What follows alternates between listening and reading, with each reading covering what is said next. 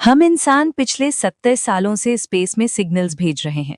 हमने सुनहरे रिकॉर्ड्स भेजे, रेडियो वेव्स छोड़ी और हर पल इस उम्मीद में रहे कि कहीं से कोई हेलो सुनने को मिलेगा।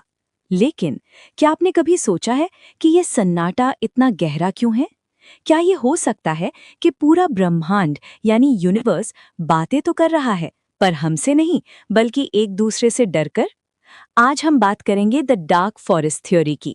एक ऐसी थ्योरी जो कहती है कि एलियन से दोस्ती करना तो दूर, उन्हें अपना पता बताना हमारी सबसे बड़ी गलती हो सकती है। तैयार हो जाइए, क्योंकि इस वीडियो के बाद आप आसमान को कभी पुरानी नजर से नहीं देख पाएंगे। डार्क फॉरेस्ट थ्योरी को समझने से पहले हमें एक सवाल समझना होगा जो 1950 में फिजिसिस्ट एनरिको फर्मी ने पूछा था। Where is everybody? सब कहाँ हैं?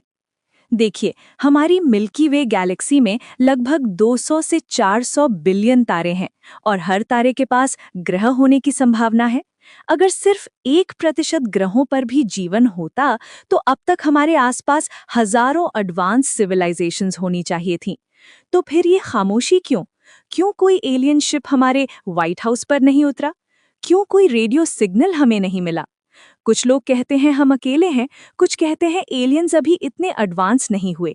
लेकिन ल्यू सिशन, जो एक फेमस साइंस फिक्शन राइटर हैं, उन्होंने अपनी किताब द डार्क फॉरेस्ट में एक ऐसी वजह बताई है जो किसी हॉरर फिल्म से कम नहीं है। ल्यू सिसन कहते हैं कि पूरे ब्रह्मांड के नियम दो बुनियादी सचों पर टिके हैं। इन्हें ध्यान से सुनिए, क्योंकि यही इस थ्योरी की नींव या फाउंडेशन है। Survival is the primary need.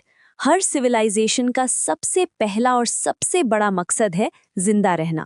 चाहे वो इंसान हो या किसी दूसरे ग्रह का जीवन, वो हमेशा सर्वाइव करना चाहेंगे। Resources are limited. ब्रह्मांड में रिसोर्सेज जैसे एनर्जी और रहने लायक जगह लिमिटेड हैं, लेकिन सिविलाइजेशंस हमेशा बढ़ना चाहती हैं, यानी एक्सपोनेंशियल एक्सपेंशन। जब रिसोर्सेज कम हो और मांगने वाले ज्यादा, तो टकराव होना तय है। अब यहाँ शुरू होता है असली खेल, जिसे कहते हैं द चेन ऑफ सस्पिशन, यानी शक की जंजीर। मानो आपको स्पेस में कोई दूसरी सिविलाइजेशन मिली। आपको नहीं पता वो अच्छे हैं या बुरे। अगर आप उनसे दोस्ती करना चाहते हैं तो भी आपको दो डर सताएंगे। क्या वो मुझ पर हमला करेंगे? अगर वो अभी कमजोर हैं तो क्या पता 500 साल बाद वो इतने एडवांस हो जाएं कि मुझे खत्म कर दे। स्पेस में डिस्टेंस इतना ज्यादा है कि लाइट को भी एक जगह से दूसरी जगह जाने में सालों लगते हैं। इसका मतलब बातचीत यानी कम्युनिकेशन से डर खत्म नहीं किया जा सकता। जब तक आपका हेलो उनके पास पहुंचेगा, तब तक शायद उनका पूरा कल्चर ही बदल चुका हो। अब आपके दिमाग में एक सवाल आ रहा होगा, अगर कोई एलियन सिविलाइजेशन हमसे लाखों साल पुरानी है और हम अभी सिर्फ रेडियो वेव्स भेज रहे हैं, तो उन्हें हमसे डर क्यों लगेगा? हम तो उनके सामने एक चींटी यानी एंट के बराबर हैं। क्यों वो अपनी रिसोर्सेज वेस्ट करके हमें खत्म करेंगे? इसका जवाब छुपा है एक कॉन्सेप्ट में, जिसे कहते हैं द टेक्नोलॉजिकल एक्सप्लोजन।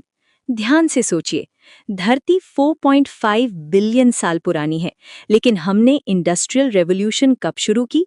सिर्फ 250 साल पहले। हमने पहली बार प्लेन कब उड़ाया? सिर्फ 120 साल पहले। और हमने पहला कंप्यूटर कब बनाया? मुश्किल से 80 साल पहले। ब्रह्मांड के हिसाब से 100-200 साल एक पल के बराबर हैं, लेकिन इस एक पल में हमने घोड़ों पर चलने से लेकर मार्स पर रोवर उतारने तक का सफर तय कर लिया। ये तो सिर्फ हमारी कहानी है। सोचिए, अगर किसी दूसरी सिविलाइजेशन ने कोई ऐसी डिस्कवरी कर ली जो फिजिक्स की मायने ही बदल दे, जैसे कि लाइट की स्पीड से तेज चलना या एंटी मैटर एनर्जी का इस्तेमाल। हो सकता है जब एक हंटर एलियन हमें आज देखे तो हमें कमजोर लगे, लेकिन जब तक उसकी गोली यानी वेपन हमारे तक पहुंचेगी, जिसमें 100-200 साल लग सकते हैं, हो सकता है हम उससे ज्यादा ताकतवर बन चुके हों। इसलिए डार्क फॉरेस्ट में कोई वेट एंड वॉच नहीं करता, वहां सिर्फ एक ही रूल है। अब इस पूरी थियोरी को एक तस्वीर से समझते हैं। कल्पना कीजिए, एक बहुत बड़ा जंगल है, रात का वक्त है और चारों तरफ घना अंधेरा है। इस जंगल में हजारों शिकारी हैं। हर शिकारी के पास एक धारदार तलवार या बंदूक है। वो बहुत होशियार हैं, बहुत पुराने हैं और उन्हें पता है कि इस जंगल में उनके अलावा और भी शिकारी हैं। लेकिन उन्हें ये नहीं पता कि दूसरा शिकारी दोस्त है या दुश्मन। अगर वो किसी और की आहट सुनते हैं तो वो उन्हें हेलो नहीं बोलते। क्यों? क्योंकि अगर उन्होंने हेलो बोला तो उनकी अपनी लोकेशन लीक हो जाएगी, और अगर सामने वाला दुश्मन निकला तो वो उन्हें 1 सेकंड में ढेर कर देगा। इस जंगल में सबसे सुरक्षित वही है जो चुप है, जो बिल्कुल सन्नाटे में अपना काम कर रहा है। इस जंगल का नाम है यूनिवर्स, और हम इंसान, हम उस बच्चे की तरह हैं जो इस अंधेरे जंगल में एक मशाल लेकर चिल्ला रहे हैं, क्या यहाँ कोई है? हमने वॉयेजर प्रोब भेजा, हमने एरेसीबो मैसेज भेजा, हमने अपनी लोकेशन का मैप तक एलियंस को भेज दिया। हमने सोचा कोई हमें बचाने आएगा, पर डार्क फॉरेस्ट थ्योरी के हिसाब से हमने सिर्फ शिकारियों को अपना पता बताया है। आप सोचेंगे, क्या एलियंस इतनी दूर से हम पर मिसाइल्स भेजेंगे? नहीं, फिजिक्स के पास इससे भी सस्ता और खतरनाक रास्ता है। इसे कहते हैं RKVs, रिलेटिविस्टिक किल व्हीकल्स। ये सिर्फ एक बड़ा सा पत्थर या मेटल का टुकड़ा हो सकता है जिसे लाइट की 99% स्पीड पर लॉन्च किया गया हो। जब कोई चीज इतनी तेजी से किसी ग्रह से टकराती है तो वो किसी न्यूक्लियर बॉम्ब से हजारों गुना ज्यादा तबाही मचाती है। इसमें ना कोई रेडिएशन चाहिए, ना कोई कॉम्प्लिकेटेड इंजन, सिर्फ एक स्पीड ही काफी है धरती को राख बनाने के लिए। हमने अब तक समझा कि ब्रह्मांड एक अंधेरा जंगल है, लेकिन इस जंगल में हम इंसान कर क्या रहे हैं? 1974 में प्यूर्टो रिको के एक पहाड़ पर लगे एरेसीबो टेलीस्कोप ने एक मैसेज स्पेस में भेजा। इस मैसेज में हमारे DNA का स्ट्रक्चर, हमारी पॉपुलेशन और हमारी सोलर सिस्टम का मैप था। इसे कहते हैं METI, messaging extra terrestrial intelligence, यानी सिर्फ एलियंस को सुनना नहीं बल्कि उन्हें जोर जोर से आवाज लगाना। दुनिया के बड़े बड़े साइंटिस्ट्स, जिनमें स्टीफन हॉकिंग भी शामिल थे, उन्होंने इस पर सख्त चेतावनी दी थी। हॉकिंग ने कहा था, अगर एलियंस हमें मिलने आते हैं तो उसका नतीजा बिल्कुल वैसा होगा जब कोलंबस अमेरिका पहुंचा था, जिसका नतीजा वहां के मूल निवासियों यानी नेटिव अमेरिकन्स के लिए अच्छा नहीं रहा। सोचिए, हम एक ऐसे समुंदर में चिल्ला रहे हैं जहां हमें नहीं पता कि पानी के नीचे दोस्त है या शार्क। METI के सपोर्टर्स कहते हैं कि एलियंस अल्ट्रुइस्टिक यानी दयालु होंगे, लेकिन डार्क फॉरेस्ट थ्योरी कहती है कि दयालु होना एक कमजोरी है। सिर्फ एरेसीबो ही नहीं, पिछले 100 सालों से हमारी टीवी ब्रॉडकास्ट्स, रेडियो सिग्नल्स और रेडार वेव्स धरती से निकलकर स्पेस में हर डायरेक्शन में फैल रही हैं। इसे कहते हैं हमारा रेडियो बबल। अगर 100 लाइट ईयर्स के दायरे में कोई भी हंटर एलियन सिविलाइजेशन है तो शायद वो हमें अब तक देख चुकी होगी, लेकिन वो जवाब नहीं दे रहे। क्यों? क्या हमें अपने सारे रेडियो सिग्नल्स बंद कर देने चाहिए? क्या हमें स्पेस एक्सप्लोरेशन रोक देनी चाहिए? कुछ साइंटिस्ट का मानना है कि अब बहुत देर हो चुकी है, हमारे सिग्नल स्पेस में निकल चुके हैं और वो लाइट की स्पीड से हर पल आगे बढ़ रहे हैं। अगर डार्क फॉरेस्ट थ्योरी सच है तो हमारी सबसे बड़ी खोज कि हम अकेले नहीं हैं शायद हमारी आखिरी खोज होगी। इस कहानी की शुरुआत होती है 1950 में, एक लंच ब्रेक के दौरान। फिजिसिस्ट एनरिको फर्मी ने अपने दोस्तों से एक सीधा सा सवाल पूछा, अगर एलियंस हैं तो वो अब तक हमें दिखे क्यों नहीं? इसे हम आज द फर्मी पैराडॉक्स के नाम से जानते हैं। चलिए थोड़ा कैलकुलेशन करते हैं। हमारी गैलेक्सी मिल्की वे लगभग 13 बिलियन साल पुरानी है।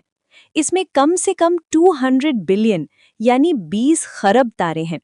साइंटिफिक एस्टिमेशन के हिसाब से इनमें से बिलियंस ग्रह यानी प्लैनेट्स ऐसे हैं जो बिल्कुल हमारी धरती जैसे हो सकते हैं। अगर जीवन यानी लाइफ इतना ही आम है तो अब तक कोई ना कोई सिविलाइजेशन इतनी एडवांस तो हो ही गई होती कि वो पूरी गैलेक्सी में फैल जाए।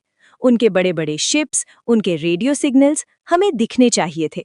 लेकिन हकीकत यह है कि हमें कुछ भी नहीं मिला, ना कोई सिग्नल, ना कोई एलियन स्ट्रक्चर, ना कोई पुराना कचरा। इसे साइंटिस्ट्स द ग्रेट साइलेंस कहते हैं। लोगों ने कई बहाने बनाए। कुछ ने कहा शायद हम सबसे पहले हैं, कुछ ने कहा शायद एलियंस हमसे दोस्ती नहीं करना चाहते। लेकिन 2008 में लियू सिक्सन ने एक ऐसी वजह बताई जिसने सबकी नींद उड़ा दी। उन्होंने कहा कि ब्रह्मांड खाली नहीं है बल्कि भरा हुआ है। सब लोग वहां हैं, सब एक दूसरे को देख रहे हैं, लेकिन कोई बोल नहीं रहा। अगली बार जब आप द डार्क फॉरेस्ट का नाम सुने तो याद रखिएगा, ये सिर्फ एक थ्योरी नहीं है, ये एक चेतावनी, वार्निंग है उन सब के लिए जो अंधेरे में मशाल लेकर घूम रहे हैं। पहली बात तो ये सोचिए, हमारी गैलेक्सी मिल्की वे में तकरीबन 200 से 400 बिलियन सितारे हैं और ऐसी ट्रिलियंस ऑफ गैलेक्सीज पूरे ब्रह्मांड में हैं। साइंस कहती है कि हर दूसरे सितारे के पास एक ऐसा प्लैनेट है जहां जिंदगी हो सकती है। हिसाब लगाएं तो सिर्फ हमारी गैलेक्सी में हजारों एडवांस सिविलाइजेशंस होनी चाहिए थी। अगर उनमें से कोई एक भी हमसे सिर्फ 1% ज्यादा पुरानी होती तो उनकी टेक्नोलॉजी उन्हें पूरी गैलेक्सी में फैला चुकी होती। उनके बड़े बड़े शहर, उनकी रोशनियां, उनके सिग्नल्स हमें हर तरफ दिखने चाहिए थे। मगर हम जब भी दूरबीन उठाते हैं, हमें सिर्फ एक पत्थरचट खामोशी मिलती है। क्यों? शायद रास्ता इतना आसान नहीं है जितना हम समझते हैं। हो सकता है हर सिविलाइजेशन के रास्ते में एक ग्रेट फिल्टर यानी एक बड़ा छलना आता हो। शायद बेजान मिट्टी से जिंदगी का पैदा होना ही इतना मुश्किल है कि ये करोड़ों सालों में एक ही बार होता है। शायद दिमाग और टेक्नोलॉजी मिलने के बाद हर कौम अपनी ही ताकत से तबाह हो जाती है। न्यूक्लियर जंग, क्लाइमेट चेंज या कोई ऐसी आर्टिफिशियल इंटेलिजेंस जो अपने बनाने वालों को ही मिटा दे। जब हम आर्किटेक्चर की बात करते हैं तो हम सीमेंट, सरिया और ईंटों के बारे में सोचते हैं, लेकिन एक ऐसी सिविलाइजेशन जो हमसे लाखों साल आगे है, उनके लिए तामीर का मतलब ही कुछ और है। उनका आर्किटेक्चर इमारतों से नहीं बल्कि फिजिक्स और बायोलॉजी के मेल से बनता है। उनके शहर शायद बनाए नहीं जाते बल्कि उगाए जाते हैं। सोचिए ऐसी इमारतें जो दरअसल बड़े दरख्त हैं जिनका डीएनए रीप्रोग्राम किया गया है। इन इमारतों की रगों में खून की तरह एनर्जी दौड़ती है।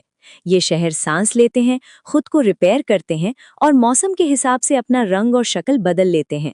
वहाँ कचरा नहीं होता क्योंकि हर इमारत एक जिंदा इकोसिस्टम का हिस्सा है।